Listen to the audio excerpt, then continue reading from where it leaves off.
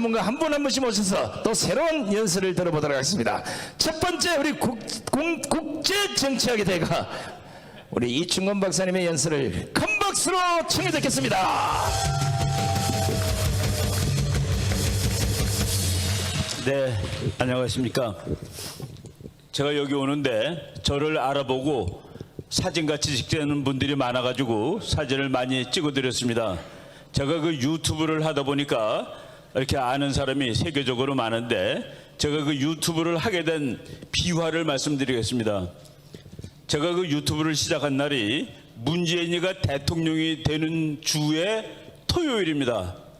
그때 정말 우리 목사님이 항상 쓰시는 말 씨쭈구리하다라는 말이 있는데 그게 이제 양아치나 깡패들이 쓰는 말입니다. 사실은 이제 기운 빠져가지고 이러고 있는 거가 씨쭈구리예요.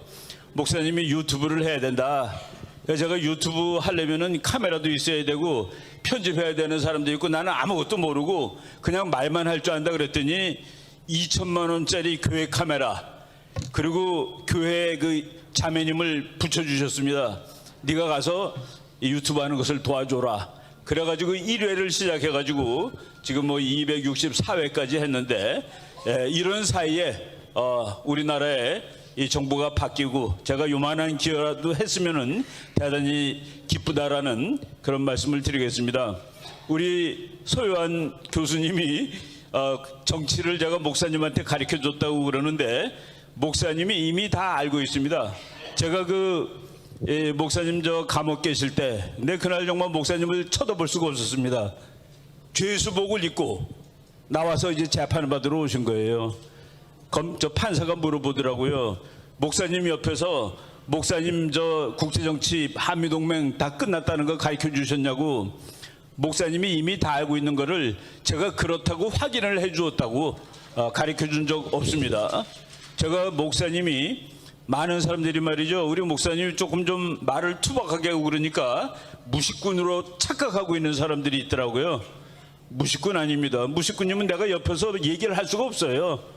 워낙 그거를 누가 증명해 줬냐면은 제가 그 제주도에 드문드문 강의를 하러 가는데 제주대학교 총장인 선배님이 저를 이제 드문드문 부릅니다. 어느 날 그러더라고요. 저보고 자네 교회 목사님 대단한 지식인이래 그러더라고. 어쩌다가 들은 거예요. 교회도 안 다니는 사람인데 목사님이 하도 이름이 많이 나고 시끄러우니까 한번 들어봤는데 내가 그 강의 갔더니만 자네 목사 대단한 지식인이래. 그 지식인의 비밀을 알려드리겠습니다. 저는 시시껄렁한 책을 10,000권을 읽었습니다. 우리 목사님은 꼭 필요한 책을 10,000번 읽은 분입니다. 한 권 있으면 된다고.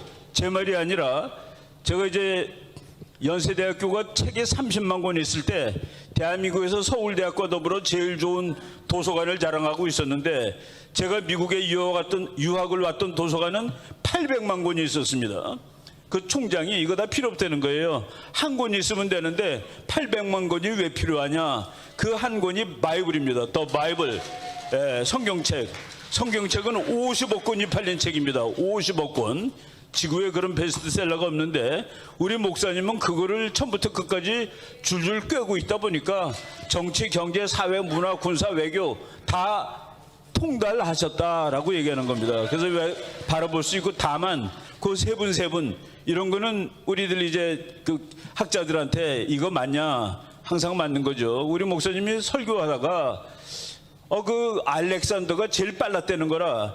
근데 그것은 국제정치학 공부하는 사람한테는 약간의 이설입니다. 알렉산더 군대가 세계에서 아직까지 나폴레옹 이후 빼놓고 나폴레옹보다도 더 빨리 공격을 했습니다. 나폴레옹보다도 알렉산더가 더 빨리 진격을 하였다. 근데 나폴레옹 이후에는 더 빨라진 이유가 기차 때문에. 그래서 군인들이 기차 타고 가서 알렉산더보다 빨랐는데 알렉산더가 제일 빨랐습니다. 기차 나오기 전에. 목사님이 알렉산더가 제일 빨랐다고 그래서 그날 점심 먹으면서 목사님 전쟁사를 읽으셨군요 그랬더니 안 읽었다는 거예요. 근데 알렉산더가 제일 빠른 걸 어떻게 아냐고 그랬더니 성경에 있대. 성경에 말이죠. 알렉산더의 그 그리스를 날개 달린 표범으로 표시가 되어 있습니다. 날개 달린 표범도 빠른데 거기 날개까지 달렸으니까 제일 빨랐다라고 말씀하셨는데 우리 전쟁 공부하는 학자들은 그것을 겨우 알아내고 대단하다라고 그러고 있는 것이죠. 그래서 목사님이 엄청나게 이 세상 돌아가는 모습을 다 쳐다보고 분석하고 판단하고, 이건 또 제 말이 아닙니다. 레이건 대통령 내가 제일 좋아하는 대통령인데 우리 목사님도 제일 좋아하시더라고요. 레이건 대통령이 성경책의 이쪽 커버, 그러니까 맨 앞에 그리고 뒷 커버 사이에는 우리 인간들이 살아가며 당면한 모든 문제가 거기 나와 있고 그 문제에 대한 해답도 그 속에 다 있다라고 얘기를 한 것을 봤습니다. 그렇게 그 성경 한 권을 통달하셨기 때문에 세상 보는 관점이라든가 또는 분석이 대단하시다라고 얘기를 할 수 있는 것이죠. 여러분, 그 캐나다에 이렇게 와서 살고 있는데 국가 중에서 그래도 자랑스러운 나라들이 몇 개 있습니다. 자유롭고 정의로운 나라들이 자랑스러운 거예요. 캐나다라는 나라가, 이 나라가 1차 대전 때 저쪽 유럽에서 그 독재 국가가 유럽을 다 먹겠다고 전쟁을 하는데 미국보다 먼저 전쟁하러 간 나라입니다. 미국보다 먼저 전쟁하러 가고 미국은 나중에 들어갔어요. 그때 많은 미국의 애국적인 젊은이들이 우리는 왜 저 유럽의 독재자가 전쟁을 일으켰는데 거기서 구하러 자유를 지키러 가지 않느냐. 그래갖고 미국의 젊은이들이 캐나다군에 입대해가지고 유럽에 전쟁하러 간 적이 있었습니다.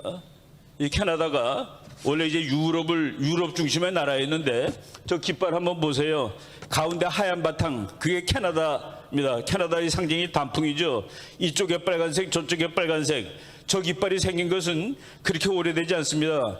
영국의 식민지였던 민주국가 세 나라가 캐나다, 호주, 뉴질랜드인데 뉴질랜드하고 호주는 아직도 깃발에 영국 깃발이 있습니다. 깃발의 한 부분이 영국 깃발로 되어 있는데 캐나다는 이거로 바꿨는데 그 바꾼 이유가 양쪽에 있는 빨간색이 하나는 대서양이고 하나는 태평양입니다.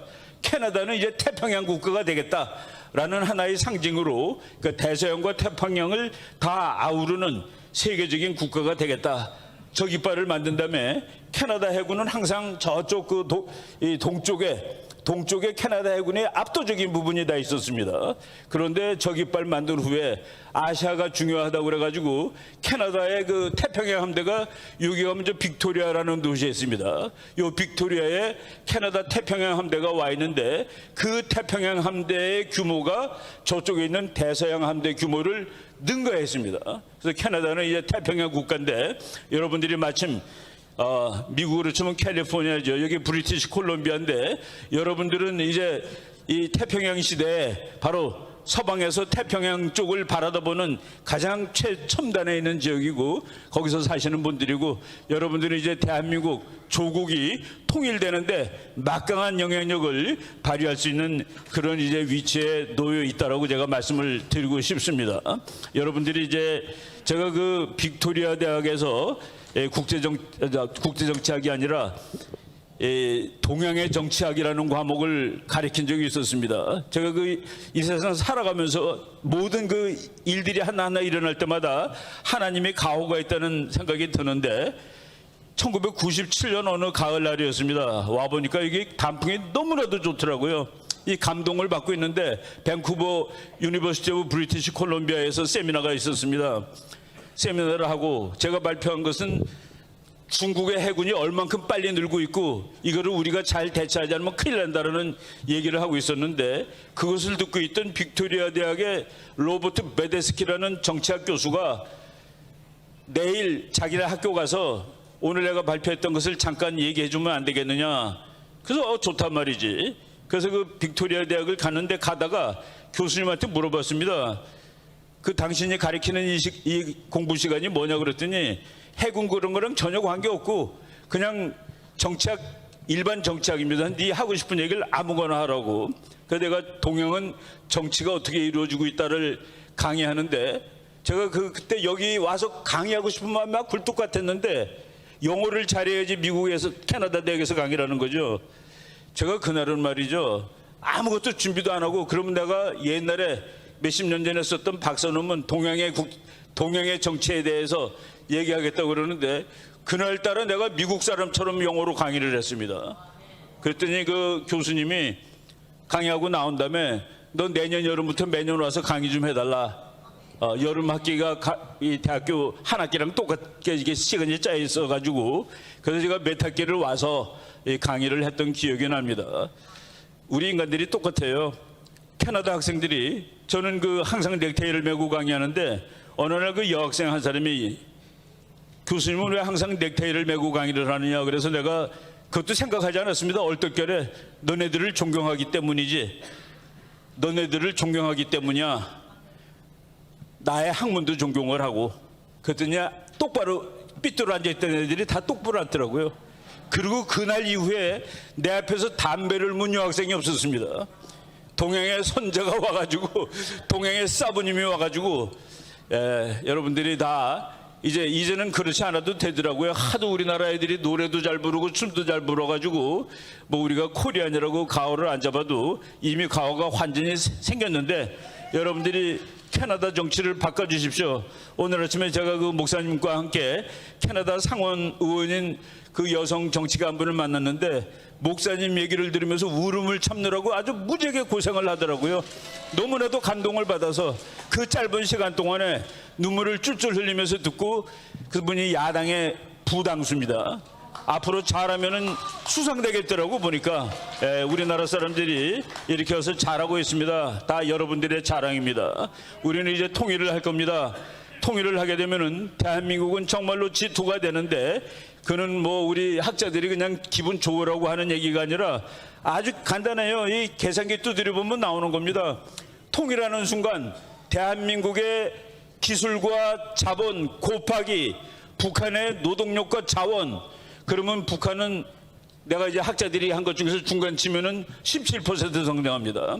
남한은 9% 성장을 해요. 그래서 이제 두드려 보니까 9년째 영국의 경제가 나오는데 영국이 세계 5등입니다.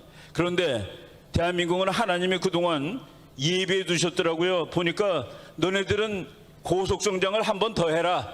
원래 고도 성장 9% 10%짜리 성장을 30년 넘게 한 나라가 없습니다. 지금 중국 헤매는 거 보세요. 우리나라도 30년, 중국 30년, 일본 30년, 싱가포르, 대만 다 30년하고 끝났는데 그래서 3만 불 된다며 그냥 헤매고 있는데 우리나라 지금 3만 불인데 통일 오면은 거기서 30년을 더 하는 겁니다.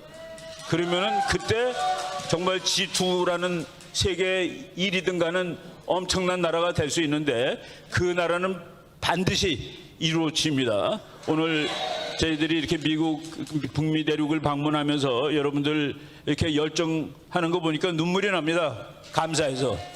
여러분 조국이 대한민국이죠.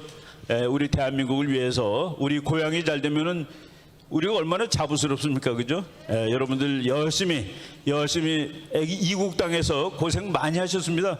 여러분 1세대가 많으신데 2, 3세대 어디 가다 놔도 안 끌려요. 뭐 다 미국에서 다 1등, 캐나다에서 1등들입니다. 여러분들 그동안 수고 많이 하셨는데 이제 마지막 에너지를 발휘해서 이 나라를 통일 대한민국 G2 강대국으로 만드는데 기여하셨으면 좋겠습니다. 여러분 감사합니다. 네, 이충근 박사님 수고하셨습니다. 자, 분위기가 조금 저래서 맨